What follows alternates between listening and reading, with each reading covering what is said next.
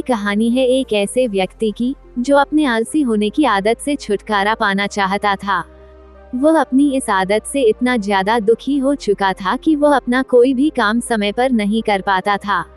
वह जानता था कि आलस करने की वजह से उसका जीवन खराब हो रहा है और उसने अपने आलसी पल से छुटकारा पाने की बहुत कोशिशें की, लेकिन वह कभी इसमें सफल नहीं हो सका और दिन गुजरने के साथ साथ वह और ज्यादा आलसी होता गया।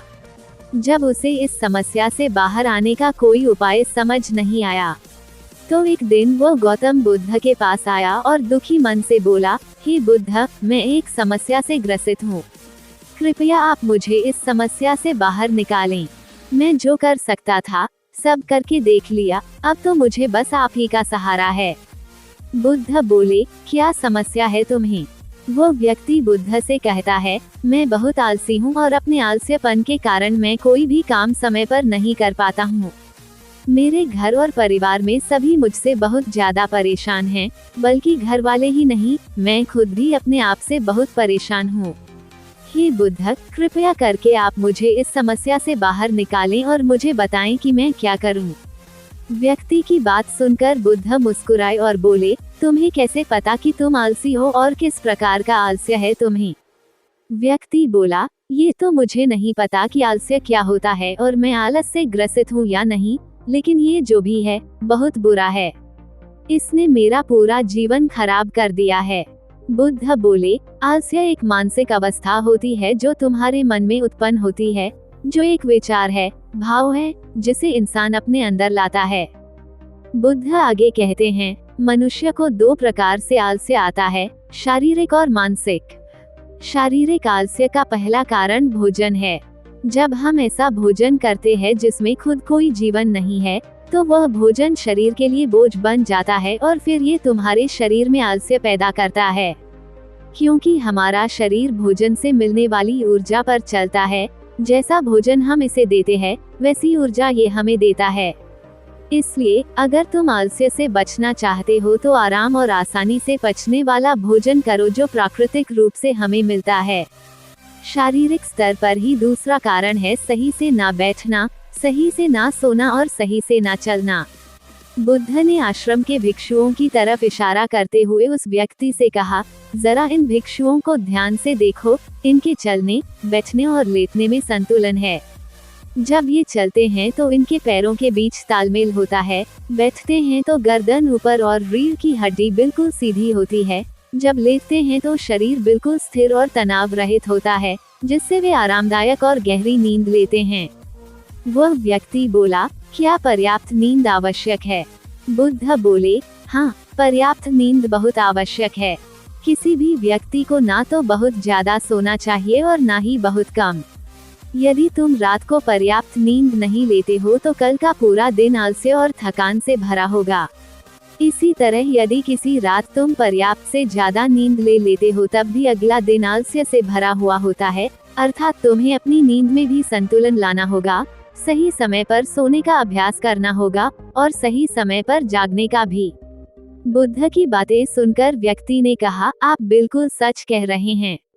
मैंने भी यह कई बार महसूस किया है कि जब कभी भी मैं रात में अच्छी नींद नहीं लेता, तब अगला पूरा दिन मुझे पहले से भी अधिक आलस्य आता है।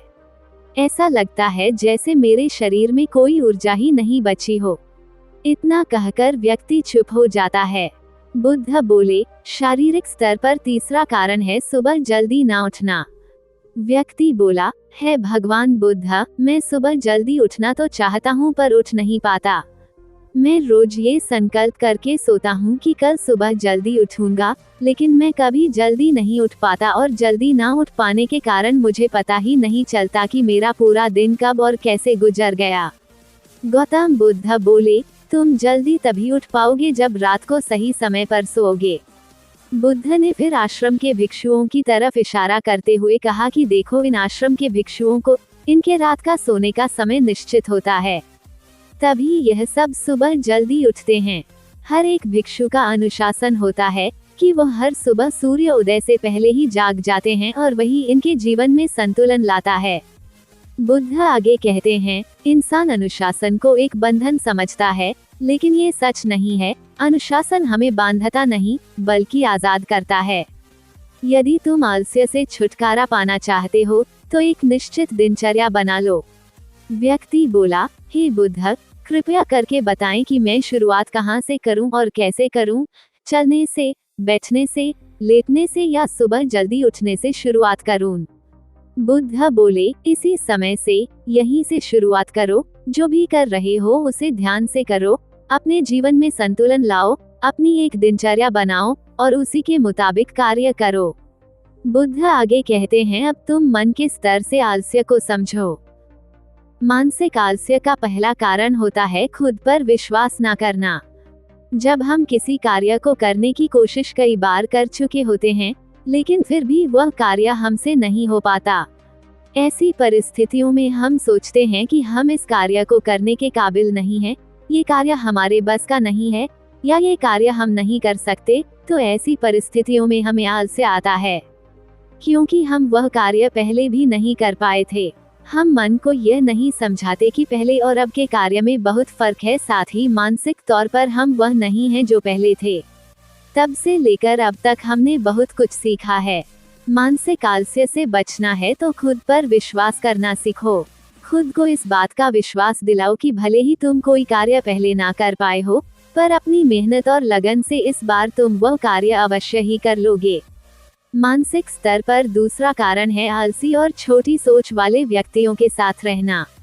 कई बार ऐसा होता है कि तुम आलसी नहीं होते, लेकिन आलस्य से भरे लोगों के साथ रहने से तुम भी वैसे ही हो जाते हो, क्योंकि हमारा मन आराम चाहता है। मन खुद कार्य नहीं करता, उससे कार्य कराना पड़ता है। अगर तुम किसी ऐसे व्यक्ति की संगत में आते हो जो आलसी होता है, तो तुम्हारा मन भी ऐसी ही चीजों को करने के लिए आकर्षित हो जाता है, क्योंकि आलस्य करने में कोई मेहनत नहीं लगती। धीरे धीरे तुम भी आलस्य के कारण अपने कार्यों को कल पर टालने लगते हो, और तुम्हारा मन इस आदत को गहराई तक अपना लेता है, जिससे बाहर आना तुम्हें मुश्किल प्रतीत होता है। बुद्ध की बातें सुनकर वह व्यक्ति बोला, आप सही कह रहे हैं। मैंने ये भी महसूस किया है। मेरे बहुत से मित्र हैं जिनका जीवन भी लगभग मेरे जैसा ही है। वे भी मेरी तरह हर समय आलस्य से भरे रहते हैं, और जब मैं उनके साथ होता हूँ, तो खुद को और भी ज्यादा आलस्य से भरा पाता हूँ।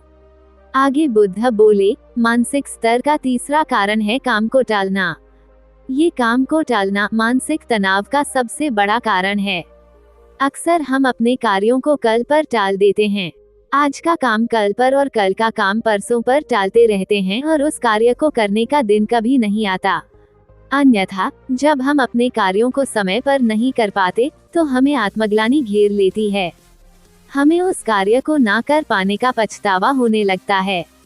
हमें पता नहीं चलता, लेकिन धीरे धीरे यह आदत हमारे अंदर घर कर जाती है और जिंदगी खराब कर सकती है। इसलिए जो कार्य आज कर सकते हैं, उसे आज ही खत्म करो, कल पर मत टालो। बुद्ध ने कहा, मानसिक आलस्य का चौथा कारण है लक्ष्य स्पष्ट ना होना। मान लो तुम एक रेगिस्तान में फंसे हो और तुम्हें प्यास लगी है, तो क्या करोगे? वह व्यक्ति बोला, मैं पानी ढूंढने के लिए आसपास किसी गांव की तलाश करूंगा। बुद्ध बोले, यदि गांव नहीं मिला तो क्या करोगे? वह व्यक्ति बोला, तो भी मैं पानी ढूंढने का प्रयास करूंगा, क्योंकि मेरे पास और कोई विकल्प ही नहीं है। बुद्ध बोले, इसी तरह यदि तुम सुबह उठकर व्यायाम करना चाहते हो, लेकिन नहीं कर पा रहे हो, तो तुम्हारी नजर स्पष्ट नहीं है कि तुम्हें व्यायाम क्यों करना है। या फिर अगर तुम किसी भी कार्य को करना चाहते हो, लेकिन कर नहीं पा रहे हो, तो इसका कारण भी तुम्हारे लक्ष्य का स्पष्ट नहीं होना हो सकता है। सबसे पहले ये जानने की कोशिश करो कि तुम्हें कोई भी कार्य क्यों करना है, और जैसे ही तुम्हें क्यों का जवाब मिल जाता है, उस कार्य को करने के लिए तुम्हारा नजरिया स्पष्ट हो जाता है, और तुम उस कार्य को कर लेते हो। आज की वीडियो अच्छी लगी हो तो हमें लाइक और सब्सक्राइब कीजिए।